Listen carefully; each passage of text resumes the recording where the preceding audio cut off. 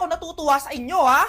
Number 3, ano ang pinupuntahan sa Bohol? Ma'am, Yes, Cheska. nasa 200 pesos to eh. Resort, ma'am? Anong resort, ha? Chocolate Hills yan! Umayos na kayo, ha? Ano ang pambansang pagkain? Ano yung pambansang pagka? Ah, ma'am, favorite ko yan. Sige, Samantha. Napaka-basic naman neto. Tanghulo, ma'am.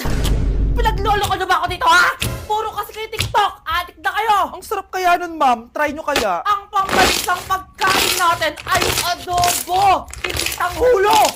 Gawin kitang tanghulo dyan, eh. Okay, kakalma na ako, ha? Ang makakasagot nito, perfect na sa exam. Ano ang pambansang laro natin? Pag nasagot ko to, mas mataas na yung score ko kay Samantha. Ma'am, Scarlett, umayos ka na, ha? Sige. ang pambansang laro natin ay 8-ball pool. Anong 8-ball pool? Ornis yun! Perfect ka na sa akin! Perfect 0!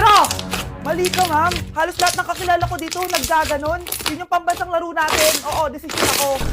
Ayoko na! Magre-resign na ako!